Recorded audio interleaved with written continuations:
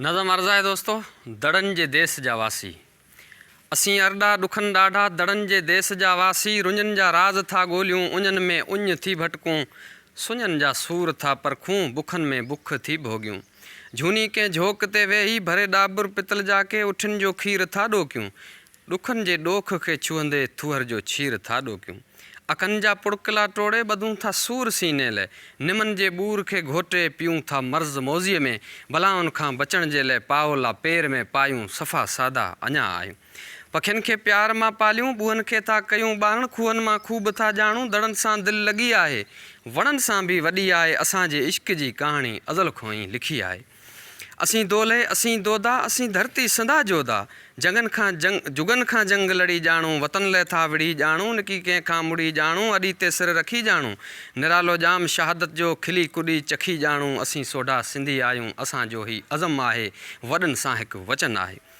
वॾनि सां हिकु वचन आहे, वतन सां वास्ता टोड़े वञूं कंहिं ॾेह सण ॿिए ॾे। गदारी गार जहिड़ी ही असांजे अंग में नाहे, ॾुली ऐं ॾेह खे छॾियूं नसल ऐं रंग में नाहे।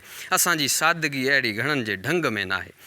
गुज़ारो बि गज़ल आहे, असांजी सादगी साईं असां लाइ ज़िंदगी आहे। गुज़ारो बि गज़ब आहे, सुकल बाजर संधी मानी, बसर जी गंढ सां खाए पीऊं था शौक़ में साईं, लसी जूं लोटकियूं थधियूं, मिटी में मटका पूरियल हीअं खे हीर सां ठारियूं, खर्टे मां ठेंकला ठाहे मिठाई खां मथे भायूं। असीं सादा अञा आहियूं, असीं सादा अञा आहियूं, मथे ते मोलिया ठाहियूं, पगनि में मोजकियूं पायूं, कचहरी कोडिया आहियूं, सुकायल काचरियूं खायूं, मड़नि जूं तींडसियूं सायूं। असां लाइ बेह जूं भाॼियूं, सॼण लाइ सोखड़ियूं सादियूं, पिपूं चूंडे भरियूं कांबा, कॾहिं कोंडीर मुरकूं था, अचे थी रुत वणफोटी सिंगर था शौक़ मां सेकियूं, रता ऐं सेड़का पेरूं सिंगर था शौक़ मां सेकियूं, पकल पेरूं पीउ जे लाइ रता ऐं सेड़का चोंडियूं, दड़नि जी धूड़ फलोरे लिखुनि था लोक आखाणियूं। असांजे ॾेह जूं राणियूं भरनि थियूं भर्त में कहाणियूं, वतन जी सूंह जूं सारियूं भिटाई घोट जे ॻायूं, मढ़नि में माल वारींदे असीं हर रोज़ वरजायूं, तरायनि जा तरा ॿुहारे रखूं था विर्त वरखा लाइ, कयूं था आजियां दिलि सां मल्हारी मुंद लाइ मितवा, समूरो थर आतो आहे असांजो ॾेह सां अहिड़ो, अज़ल खां नींहं नातो आहे, अज़ल खां नींहं नातो आहे। महिरबानी।